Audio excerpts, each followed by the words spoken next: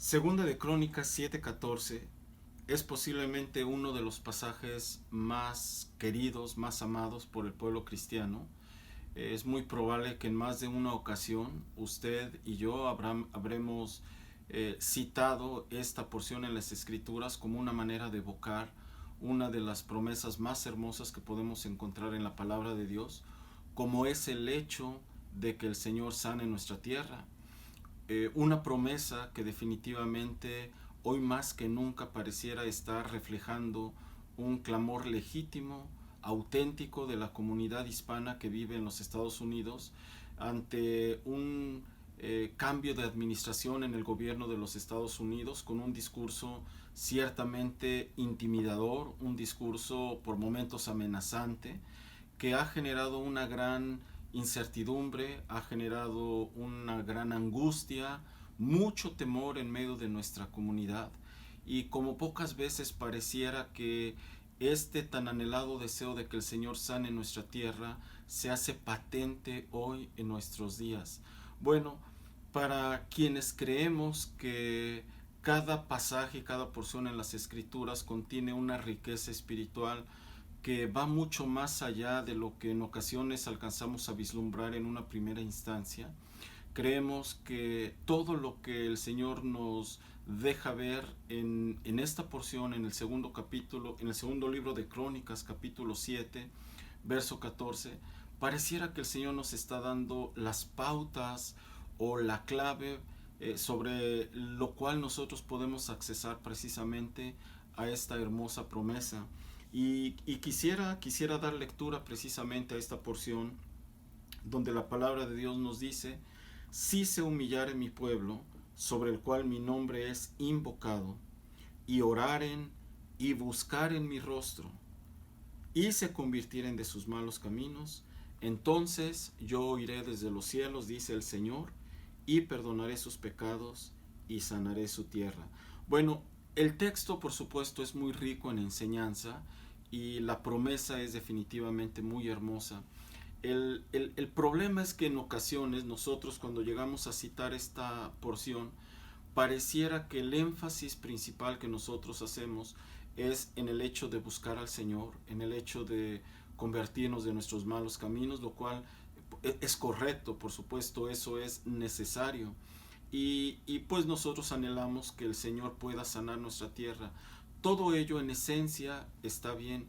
Sin embargo, debemos de considerar que la estructura gramatical en la cual el Señor dejó plasmada esta promesa comienza con una frase que es de suma relevancia para poder nosotros alcanzar una promesa como la que en este caso nos habla el texto de sanar la tierra. Y el texto comienza diciendo: si se humillara mi pueblo. Y esta es precisamente la reflexión que nosotros queremos traer en esta ocasión. Es decir, queremos traer una palabra que nos introduzca en este tiempo de ayuno que vamos a tener próximamente, considerando la importancia que implica el que usted y yo nos humillemos delante del Señor. Es decir, vamos a mirar en las Escrituras la importancia que tiene que el corazón del cristiano se humille delante del Dios Todopoderoso, y de esta manera miraremos y observaremos lo que sucede en el plano espiritual cuando el pueblo de Dios, cuando el corazón de alguno de nosotros se humilla delante de nuestro Padre Celestial.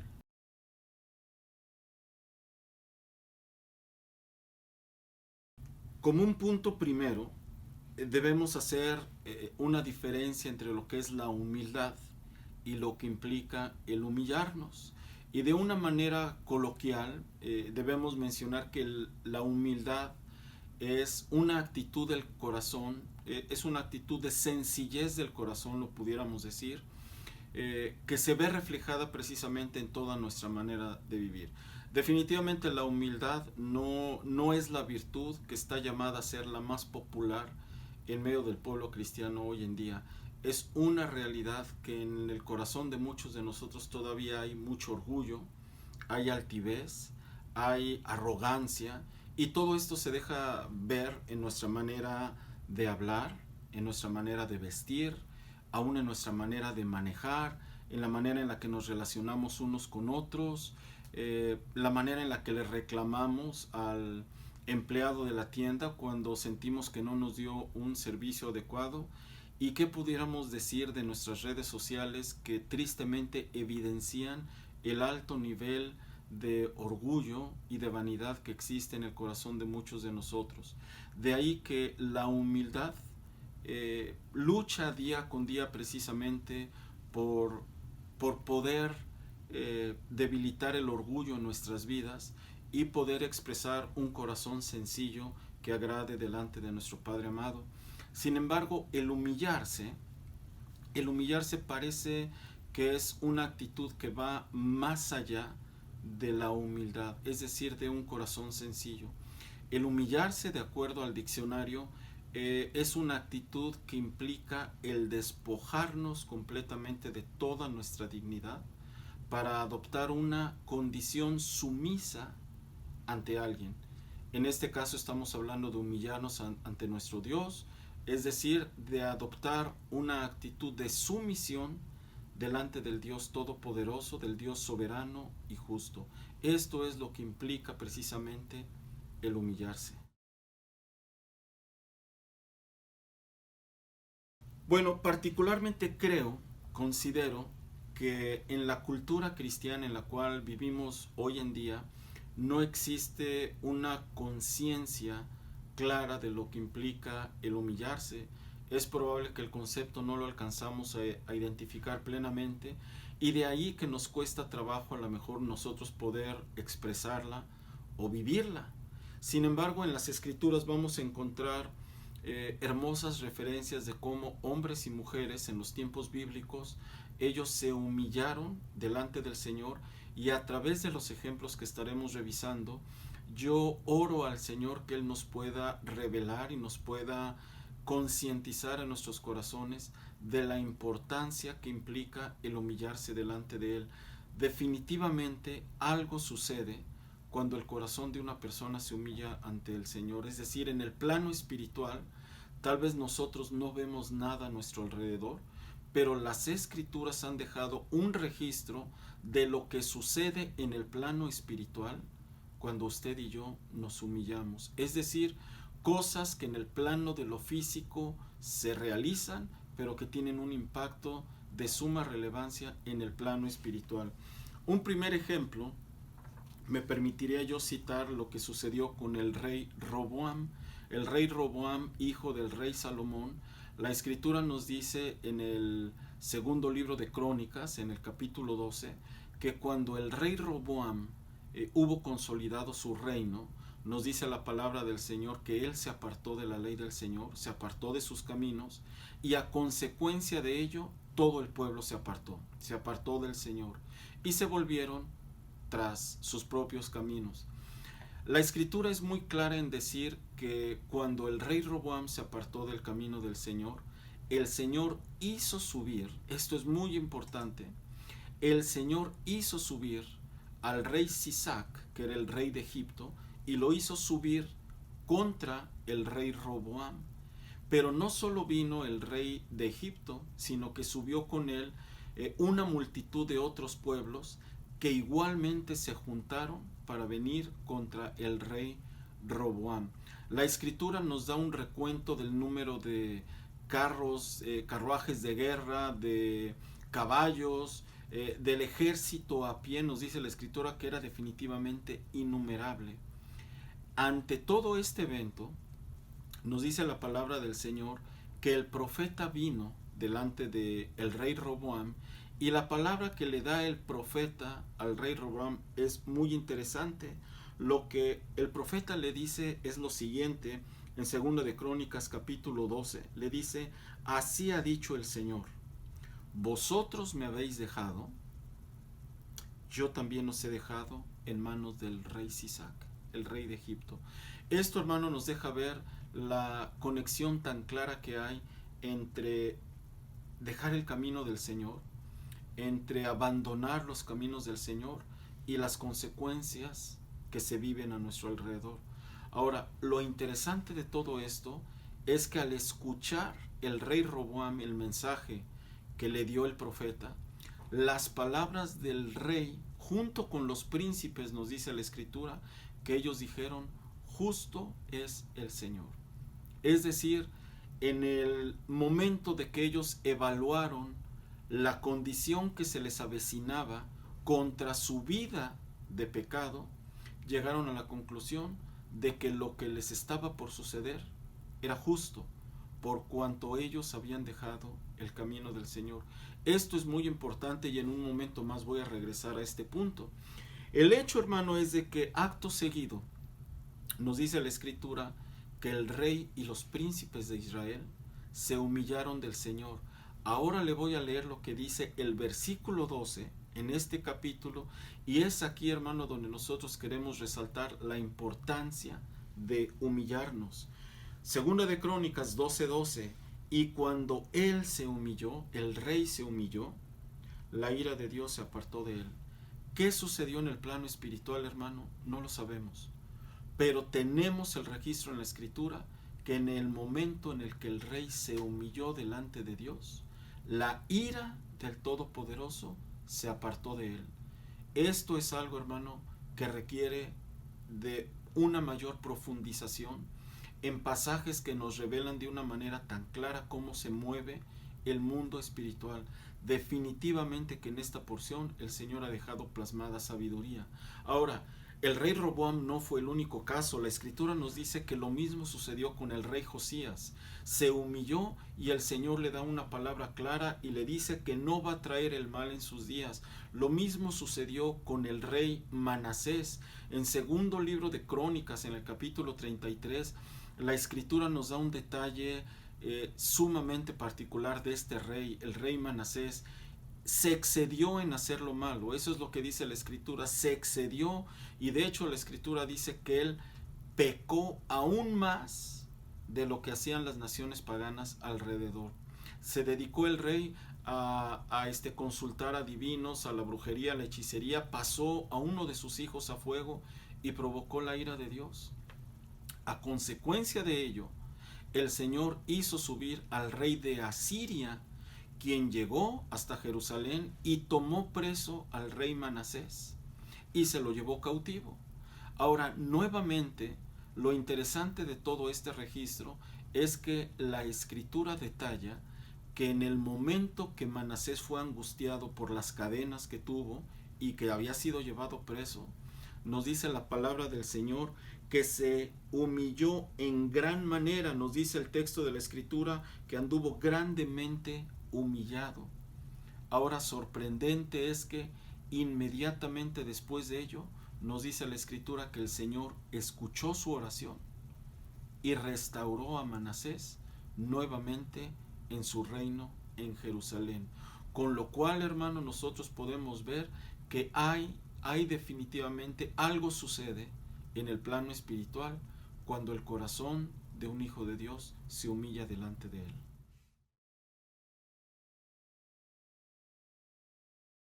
La siguiente pregunta es, ¿y cómo humillarnos? Ya estamos entendiendo que hay algo sucede cuando nosotros nos humillamos delante de Dios. La pregunta es, ¿y cómo nos humillamos? La Escritura no deja una lista o no deja un formato, un modelo. Simplemente nos manda a humillarnos. El Señor nos manda esto. Pero yo le quiero leer en esta ocasión el registro que quedó en la Escritura de uno de los reyes más perversos que haya registrado la historia bíblica, y nos referimos al rey Acab, esposo de la mujer Jezabel, que nos detalla la Escritura cómo incitó a su esposo a hacer el mal. La Biblia habla del rey Acab como un rey que se vendió a hacer lo malo e hizo cosas abominables delante del Señor. En el capítulo 21 del primer libro de Reyes, el Señor manda al profeta Elías, y hay un encuentro muy interesante entre el rey Acab y el profeta Elías, donde el profeta le hace saber al rey los juicios que de parte de Dios han de venir precisamente sobre él y sobre su descendencia. Ahora, lo que queremos resaltar es lo que la Escritura dejó registrado de lo que hizo el rey Acab. Y me voy a permitir, hermano, leer del primer libro de Reyes, capítulo 21, lo que la Escritura nos dice a partir precisamente del versículo 27. Y nos dice: al escuchar Acab estas palabras, rasgó sus vestidos y puso cilicio sobre su carne. Ayunó, durmió en cilicio y anduvo humillado. Y después de ello, hermano, una vez más se repite el mismo formato que con Roboam, se repite el mismo formato que con Manasés, lo mismo con el rey Acab. Inmediatamente que la Escritura dice que el rey Acab anduvo humillado, nos dice la palabra del Señor que el Señor le dice al profeta Elías: escucha, hermano, el Señor le dice: ¿no has visto cómo Acab se ha humillado delante de mí? Y el Señor le dice: por cuanto se ha humillado delante de mí, no traeré el mal en sus días. Ahí lo tiene usted. Ahora, la consecuencia es la misma que con Roboam, que con Manasés, que con Acab. Hombres que pecaron y se humillaron, y el Señor apartó su ira sobre ellos, y el juicio que estaba por venir fue detenido por el hecho de que se humillaron. Ahora, ¿cómo lo hizo Acab? El registro quedó en la Escritura, donde él rasga sus vestidos, puso cilicio sobre su carne. El cilicio eran unas ropas hechas a base de pelo de cabra, muy ásperas, de modo que al ponerse ese tipo de ropas, pues obviamente es ropa muy áspera que está irritando la piel. Se pone cilicio sobre su carne, nos dice: ayunó, durmió en cilicio y anduvo humillado. Esto es lo que nos dice la palabra del Señor, y hacia este punto es que nosotros queremos traer la reflexión. Amados hermanos, estamos por empezar un ayuno de 40 días, y no es posible que nosotros como cristianos iniciemos un ayuno y pasemos por alto la importancia de humillarnos. Es decir, no estamos nosotros promoviendo el que alguien se rasgue los vestidos. El profeta Joel nos dice muy claramente en la Escritura, el Señor por conducto del profeta: rasgad vuestro corazón y no vuestros vestidos. Sin embargo, sí está claro que hubieron acciones paralelas que demostraron verdaderamente que había dolor en el corazón de estos hombres por causa de su pecado. Y en lo que nosotros vemos en la Escritura es que esto se demostró en su manera de vestir, en sus hábitos cotidianos, como el rey Acab, que dejó de dormir en la cama real, estuvo ayunando, y nos dice la Escritura que anduvo humillado. No es posible que entremos a un ayuno y durante estos 40 días que queremos ayunar, el cristiano lo encontremos en los cines, o los encontremos en los parques de diversiones, o los encontremos en los balnearios, como que si no ha sucedido nada. Si verdaderamente vamos a tomar este ayuno, tenemos que considerar la importancia de humillarnos. Algo tiene que suceder en el corazón nuestro, que nos dolamos por todo el pecado con el cual hemos provocado al Señor. Yo me uno a las palabras que dijo el rey Roboam. Al ver todo lo que se avecinaba, el rey dijo: el Señor es justo. Y yo también tengo que decirlo: todos los males que se avecinan sobre nuestra comunidad es porque el Señor es justo. Hemos pecado, lo hemos provocado a ira con nuestros pecados. Aún dentro de la iglesia, el pueblo cristiano hemos pecado. Y si verdaderamente estamos considerando que el Señor sane nuestra tierra, no podemos pasar por alto el hecho que usted y yo tenemos que humillarnos. Amados hermanos, la invitación que nosotros estamos haciendo no es otra cosa más que despojarnos de nuestro orgullo, dolernos por todo el mal que nosotros hemos hecho, y como dice el texto con el cual comenzamos, invocar su nombre, volvernos a Él, clamar a Él y volvernos de nuestros malos caminos, para que entonces el Señor pueda escuchar nuestra oración, perdone nuestros pecados, y entonces sí se haga patente la promesa de que sane nuestra tierra. Termino solamente, hermano, con el texto de Miqueas capítulo 6 verso 8. La Escritura dice: oh hombre, Él te ha declarado lo que es bueno y lo que pide el Señor de ti. Solamente hacer justicia, amar misericordia y humillarte ante tu Dios. Que el Señor nos ayude en este ayuno y en estos próximos días en los cuales estaremos clamando y buscando su nombre. Shalom a todos.